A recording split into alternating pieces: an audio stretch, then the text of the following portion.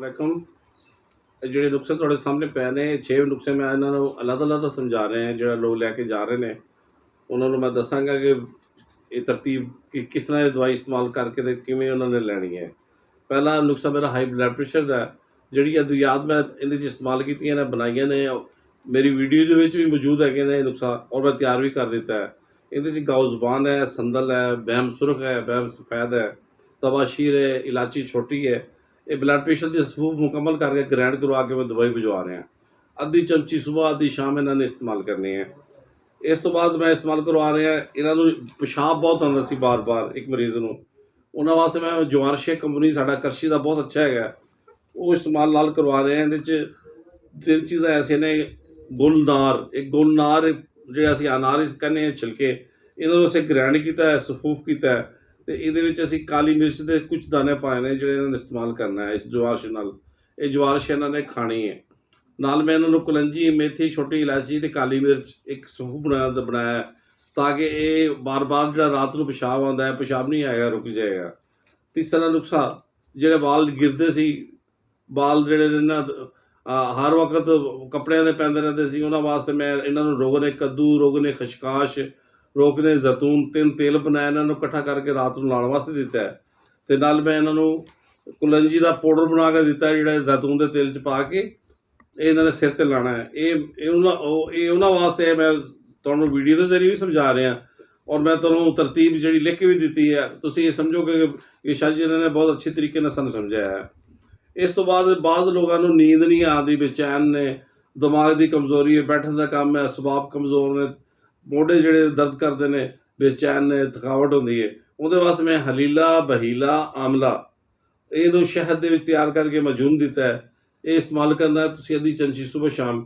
अगर मेरी आवाज़ कोई सुन रहा है तो यह नुस्खा जो मैं भिजवा रहा ये तुसीं खुद भी तैयार करके इस्तेमाल कर सकते हो। इस तो बाद मैं 2 चावां भेजियां थोड़े वास्ते बनाने वास्ते मोटापे को खत्म करने वास्ते। नंबर 1 पुदीना है लीमू है ये हाई ब्लड प्रेशर वास्ते इसकी चाय बनानी है तुसीं तो आलू बुखारे के 4 दाने लैने एक टहनी पौधे की जी लड़ी होती है पुदीने की वो लैनी है तो नींबू के अद्धा चम्मच वो मिला के चाय बना के मिक्सचर बना के तुसीं रोज़ाना पियो थोड़ा ब्लड प्रेशर जो मर्जी है ज़्यादा कम हो जाएगा। दूसरा मोटापे वास्ते मैं भेजी है इन्होंने वास्ते चाय बना के ये शहद के 2 चम्मच लीमू के ने नाल 1 चम्मच कुलंजी ये चाय बना के इस्तेमाल करो एक हफ्ता। चर्बी गैर जरूरी है पेट वधिया है मोटापा है वजन वध रहा है जिहड़े मेरे बरखुरदार या मेरे बहना या बेटियां जिहड़ियां मोटापे विच बहुत ज़्यादा ने ये नुस्खा इस्तेमाल करन इंशाअल्लाह 2 हफ्ते इस्तेमाल करने तो बाद वजन इन्हां दा घट जाएगा। ये अद्वियात जिन्नी भी मैं भिजवा रहे कर रहे नुस्खे मैं बोल भी दिते ने बना भी दिते ने अगर मेरी पैगाम के जरिए तुहानूं पता चल जाएगा दूसरा कि तहरीर के जरिए पता लग जाएगा और मैं दुआ करना कि अल्लाह तबारक तआला तुहानूं शफा देवे और ये मेरे वापसी का मैं थोड़े इंतज़ार कराँगा ताकि एक पाकिस्तान तो हट के मैं बाहर मैं खुशी हुई कि अल्लाह तबारक तआला ने कि उन्होंने लोगों वास्ते खिदमत करने का मैंने मौका मिले और दुआ करो कि मैं इसी तरह करता रहा। देखो ये अद्वियात जी दवाई जा रही है ने मैं अपने उन्होंने अजीज़ों को जो पाकिस्तान में ने जो मेरे अद्वियात नहीं बना सकते उन्होंने नुस्खा मैं तैयार मुकम्मल करके थोड़े